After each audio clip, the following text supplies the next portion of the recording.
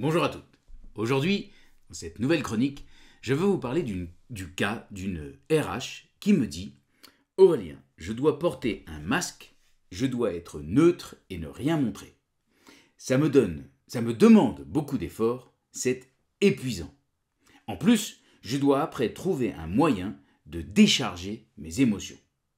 Et donc sa demande, c'est comment faire pour rester neutre sans être à bout. Je pense que c'est une excellente question, d'autant plus que dans mon laboratoire des émotions, cette tournée que je viens de faire en France et en Espagne au mois de janvier, j'ai eu plusieurs fois des demandes similaires. Ma réponse, en synthèse, c'est qu'il va falloir arrêter d'être neutre et préférer être juste. Ensuite, qu'il va falloir arrêter de vouloir se couper de ses émotions, de vouloir les bloquer, voire même les maîtriser, et plutôt savoir comment les utiliser. Et enfin, grâce à cette question qui m'a été posée par une RH, je vous propose un autre angle, une piste de réflexion concernant votre rôle de RH. Je m'appelle Aurélien Daudet, bienvenue dans Révolution RH. Qu'est-ce que veut dire cette demande, cette ambition de la personne qui m'a posé cette question concernant la neutralité? En fait, je pense que ce qui se cache derrière l'idée d'être neutre, c'est le rêve d'être purement rationnel. Le rêve de pouvoir utiliser uniquement des informations factuelles, de pouvoir proposer une grille de lecture qui soit elle aussi purement factuelle. Bref, d'être un pur esprit. Ben oui, parce qu'à vouloir se couper de ses émotions, on doit à la fois ne plus les montrer, d'où ce masque que la personne envisage de devoir porter, ce masque neutre, et en plus on doit se couper de ses émotions, c'est-à-dire ne plus les ressentir, se transformer en fait en sorte de pur esprit. Pas étonnant que la personne qui m'a parlé de ce cas me disait « c'est comme si de temps en temps j'ai l'impression d'étouffer ». Ben oui, parce qu'à force de vouloir se couper de ses émotions, c'est comme si on se coupait de son corps et qu'on était un espèce de cerveau, un PowerPoint sur pattes. Pourquoi est-ce que c'est impossible? D'abord, parce que la communication neutre, au risque de vous décevoir, la communication neutre, c'est un mythe. Un monsieur qui s'appelle Paul Václavics, je vous le montre parce que je ne sais pas le dire et à chaque fois je me plante quand je l'écris, donc je vous l'inscris sur l'écran.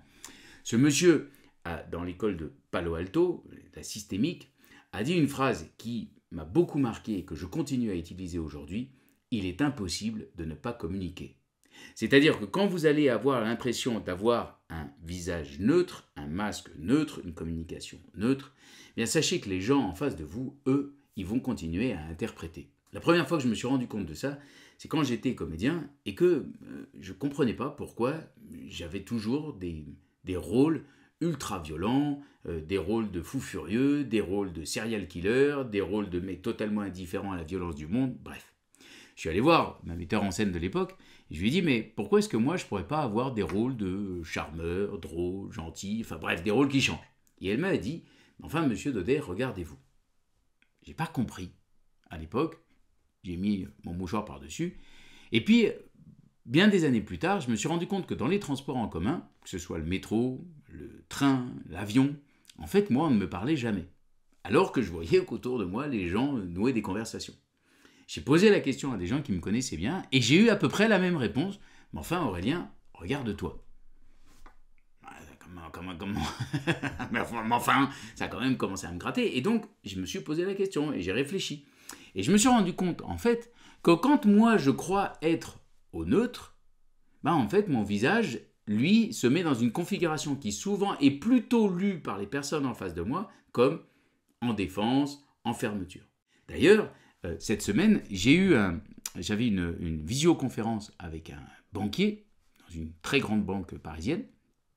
Et au moment où je me connecte avec lui, je le vois qui fait « Oula, oula, il est de mauvaise humeur ». Il fait « Pardon ?»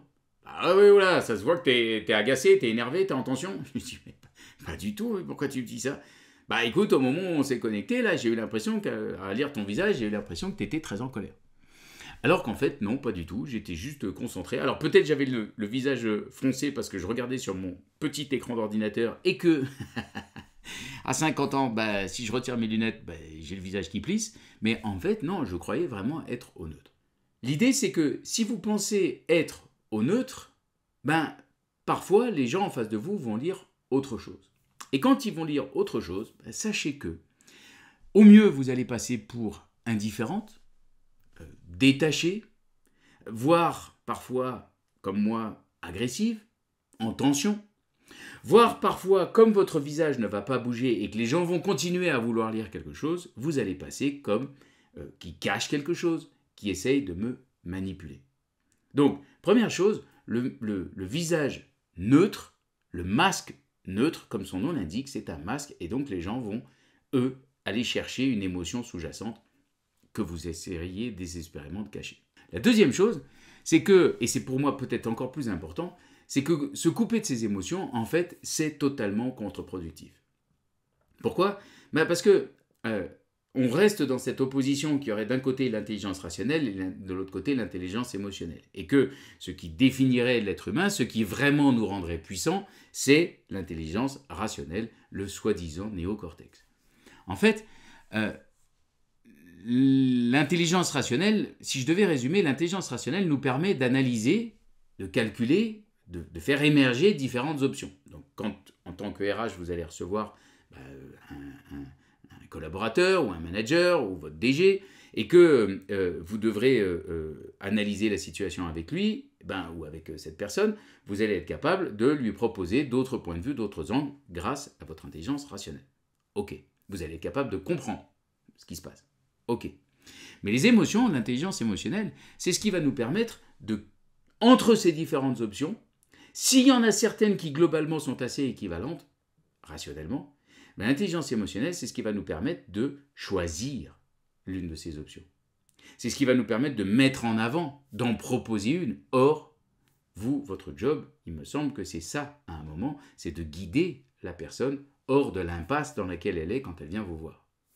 Donc, si vous vous coupez de vos émotions, en fait, vous allez juste être capable d'analyser et vous ne pourrez plus proposer un chemin. Vous ne pourrez plus proposer un autre point de vue qui, pour vous, vous semble plus nourrissant, plus constructif. Et puis, au fait, vous allez analyser.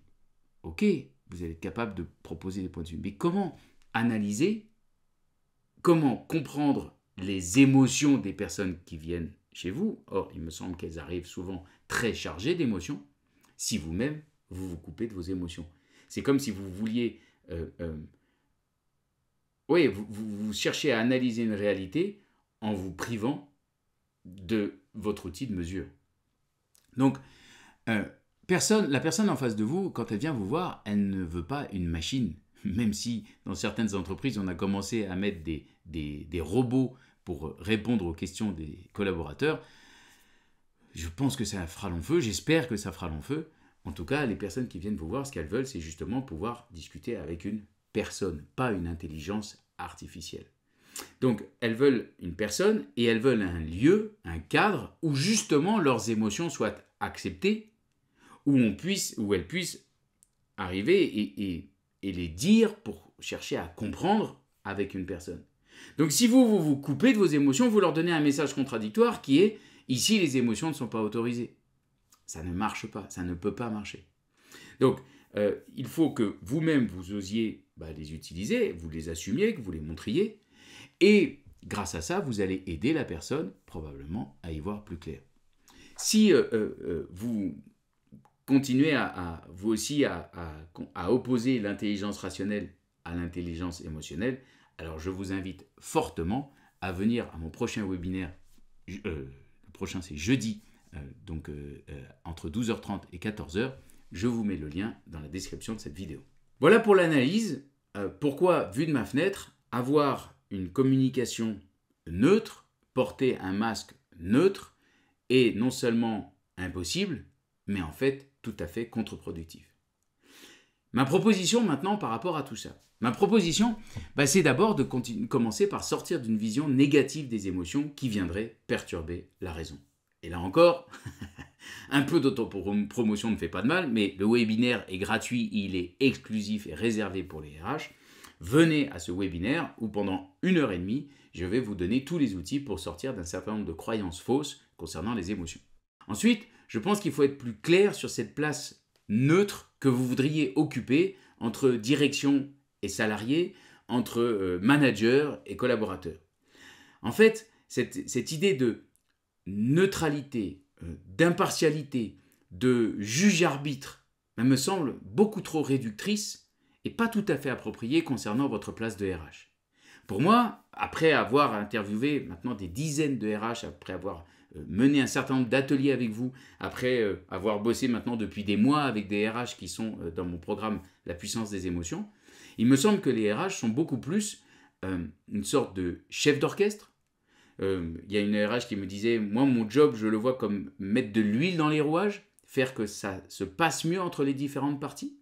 Donc chef d'orchestre, huile dans les rouages, traducteur parfois, parce que chacun arrive avec son cadre de référence, vous y compris, et donc faire dialoguer ces différents cadres de référence, faire comprendre les cadres de référence des uns aux autres, et puis le mot que j'aime beaucoup, le mot de guide, c'est-à-dire arriver à indiquer le chemin et accompagner la personne sur ce chemin. Pour faire tout ça, il me semble que justement, utiliser vos émotions, c'est la clé. Parce que ça va donner l'autorisation aux autres d'en faire de même. Ça va leur montrer à quel point les émotions sont une puissance.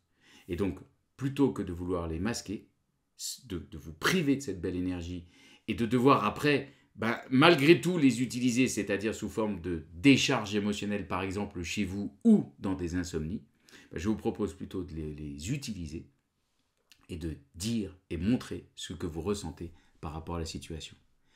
Sortons de la fausse impartialité, de la fausse neutralité et assumons le fait que nous vivons, nous aussi, nous sommes des êtres vivants avec nos émotions, avec notre rationalité et apportons tout ça aux autres pour qu'ils en fassent de même. Voilà ce que je voulais vous proposer par rapport à ce cas, ce premier arrêt sur image à propos du masque neutre. Je vous souhaite une très bonne semaine et surtout n'oubliez pas, si la RH est puissante, l'entreprise est puissante.